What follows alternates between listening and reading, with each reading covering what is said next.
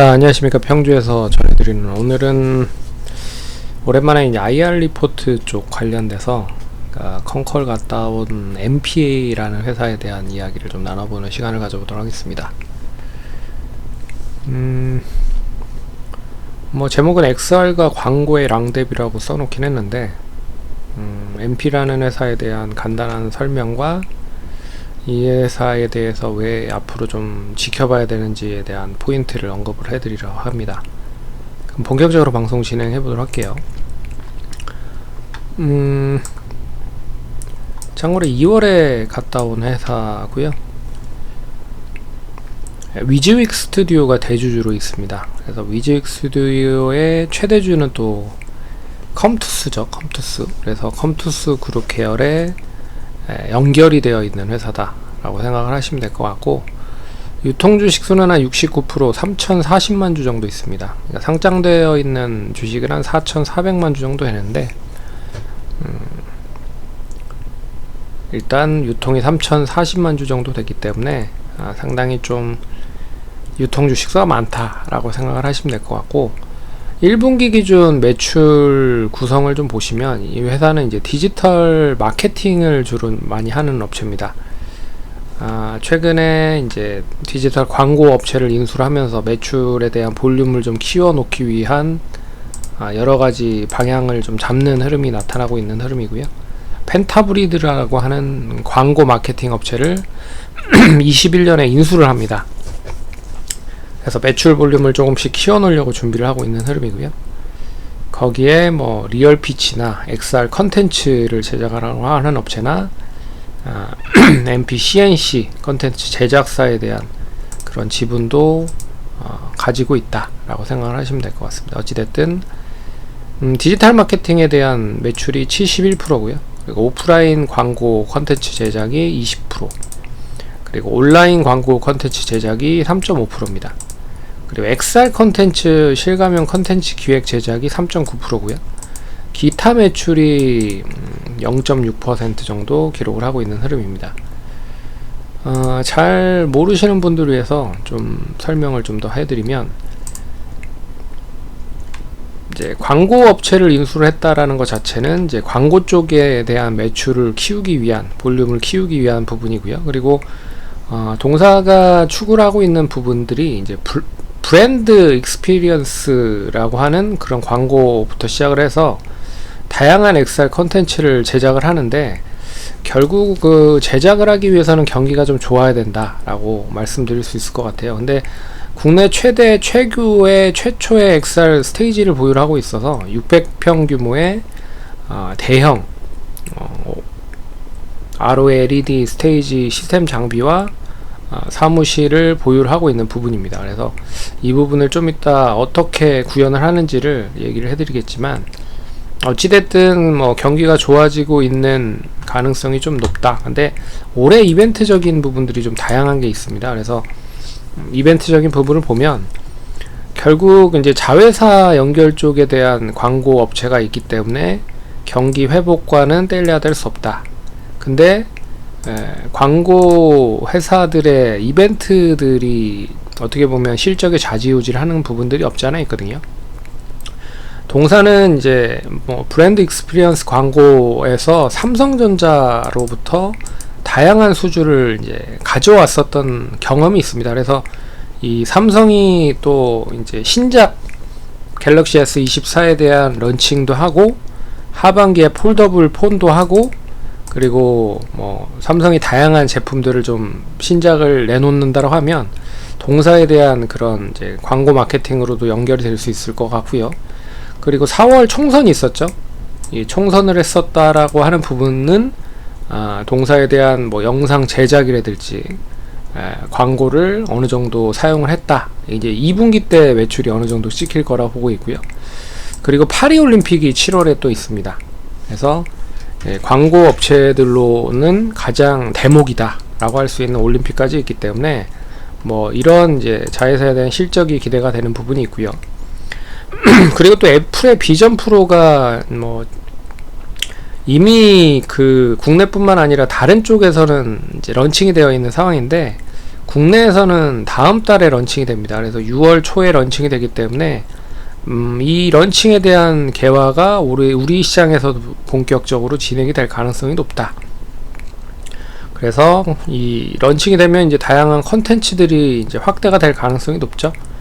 동사도 이제 제품을 구매를 해서 어떠하게 이제 XR 컨텐츠를 만들지에 대한 뭐 준비를 상당히 많이 하고 있다라고 하고 있기 때문에 XR 시장에 대한 개혁가 이루어진다라고 하는 것 자체는 동사 같은 업체들, 이제 컨텐츠를 만들 수 있는 기업들은 상당히 좀 수혜가 될 수 있다라고 좀 볼 수 있는 부분입니다.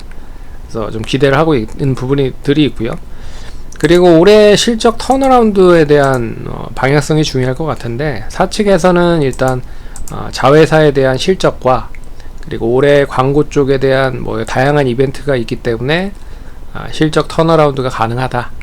그래서 연말까지는 좀 봐야겠지만 1분기 때는 일단 뭐 실적은 그렇게 좋지 않았다 라고 말씀드릴 수 있을 것 같고요.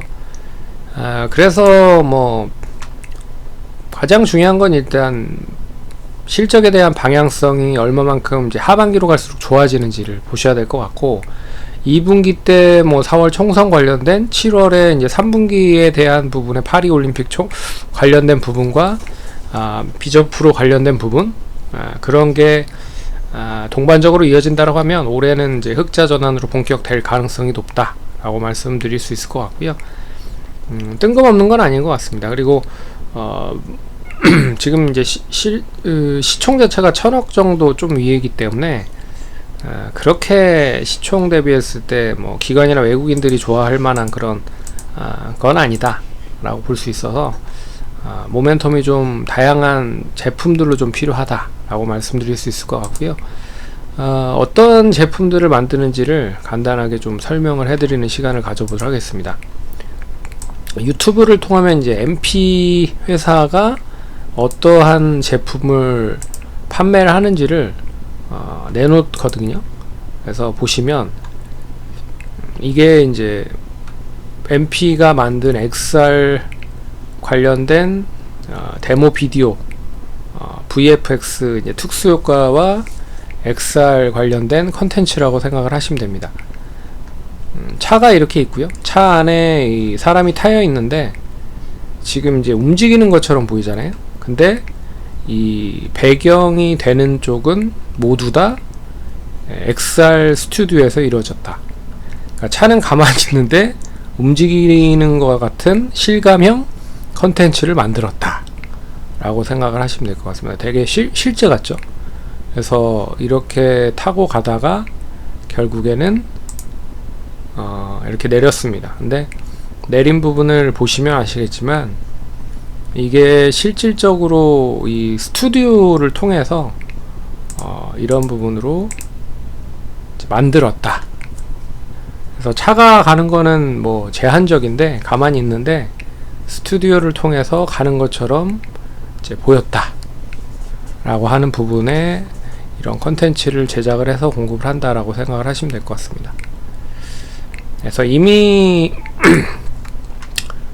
다양한 그런 이제 인력들이 배치되어 있고요.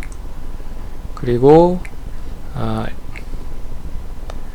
의정부 쪽에 이제 조인트 벤처를 출자를 해서 또 다목적 스튜디오도 26년 3월에 완공 예정이라고 합니다. 600억 투자를 했고 YG 엔터테인먼트와 네이버, 넥슨 그리고 동사 위지역 스튜디오에서 출자를 해서 만든다고 하니까 어떻게 보면 지금 있는 그거보다 좀 더 큰 기대감이 좀 있을 수 있다 라고 말씀드릴 수 있을 것 같고, 향후에는 뭐 스튜디오 VFX 쪽이나 XR 쪽, 뭐 영화 촬영 쪽, 스트리밍 콘서트 쪽으로도 이용을 할 수 있다. 근데 이건 26년 3월에 완공이 되기 때문에 큰 모멘텀은 아직은 없을 것 같습니다. 그래서 올해 실적은 약 한 500억에 40억 정도는 뭐 사측에서 어느 정도 얘기를 하고 있긴 한데, 일단 뭐 적정 가격에 대한 부분, 이제 재무적인 부분으로 평가를 한다라기보다는 일단 올해 실적을 바탕으로 해서 계속 이 실적이 우상향이 되면서 결국에는 시장의 분위기와 좀 적합하게 움직일 수 있는지에 대한 부분을 본다라고 하면 가격에 대한 그런 부담은 크진 않다라고 말씀드릴 수가 있을 것 같아요. 그래서